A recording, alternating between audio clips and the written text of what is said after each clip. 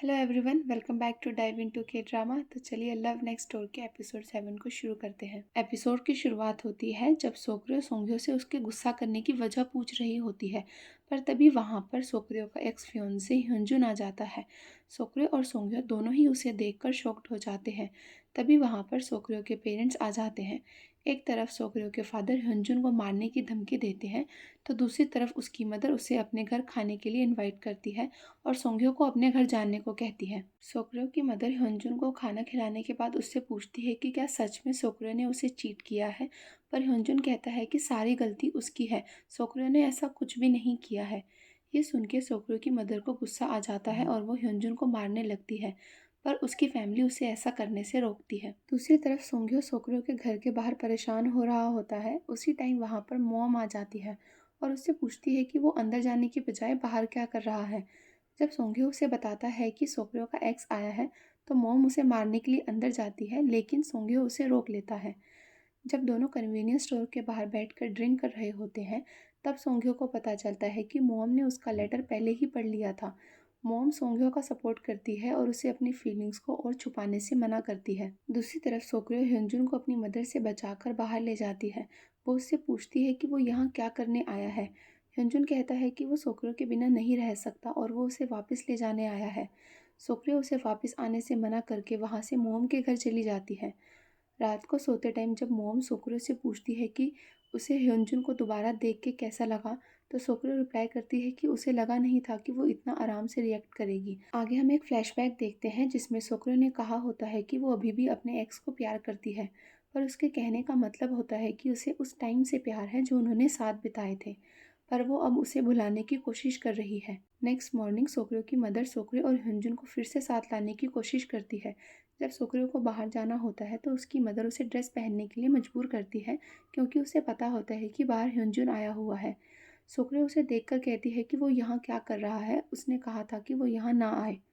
तभी सोंग्यो अपने घर से साइकिल में बाहर आता है और सोकरियो को वहाँ से उसकी क्लास के लिए ले जाता है। रास्ते में जब दोनों साइकिल में होते हैं तो एक रोमांटिक मोमेंट बन जाता है और ये मोमेंट उनकी लड़ाई की वजह से ख़राब हो जाता है, क्योंकि दोनों ह्योंजुन के बारे में बात करके लड़ने लग जाते हैं। दूसरी तरफ दानो अपनी बेटी को स्कूल में पिक करने जाता है और रास्ते में वो दोनों मोम को देखते हैं जो एक आदमी को बचा रही होती है। ये देख के दानो की बेटी मोम से बहुत ज़्यादा इम्प्रेस हो जाती है।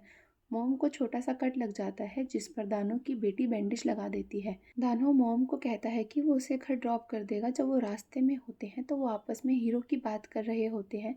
जब मोम कहती है कि वो रियल में एक हीरो से मिली है और वो हीरो उसके टाइप का है, मतलब कि वो उसे पसंद करती है।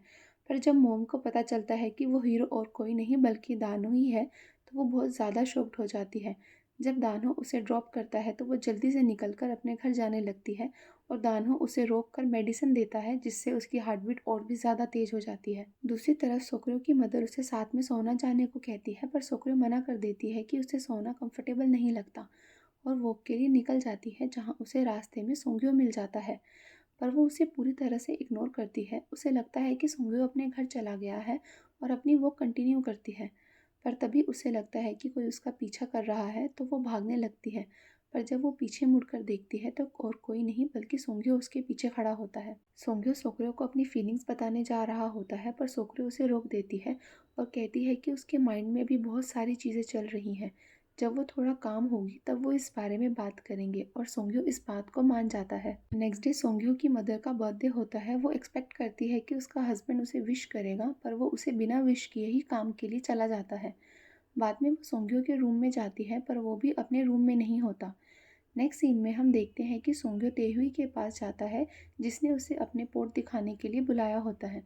बाद में वो दोनों रेस्टोरेंट में जाने का डिसाइड करते हैं और वहाँ वो सोकरियो और ह्योंजुन से मिलते हैं। दोनों को साथ में देख के सोंग्यो को जेलसी होती है। नेक्स्ट सीन में ह्योंजुन सोकरियो से डेली मिलने को कहता है, पर सोकरियो उसे मना कर देती है। दूसरी तरफ सोंग्यो की मदर को लगता है कि किसी को भी उसका बर्थडे याद नहीं, पर उसके फ्रेंड्स उसे सरप्राइज बर्थडे पार्टी देते हैं और वो इमोशनल हो जाती है।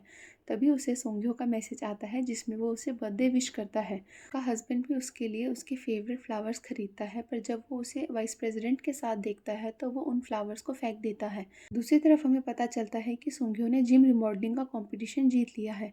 उसकी टीचर उसे बताती है कि सोकरियो बार बार फ़ोन करके कंपटीशन का रिजल्ट पूछती थी।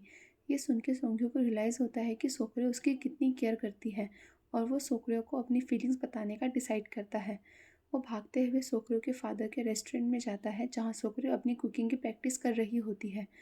सोंग्यो सोकरे को कहता है कि अब वो और वेट नहीं कर सकता और फाइनली अपनी फीलिंग उसे बताता है कि वो सोकरे को लाइक करता है। इस एपिसोड में बस इतना ही। मैं मिलती हूँ आपको नेक्स्ट एपिसोड में। तब तक के लिए goodbye and take care.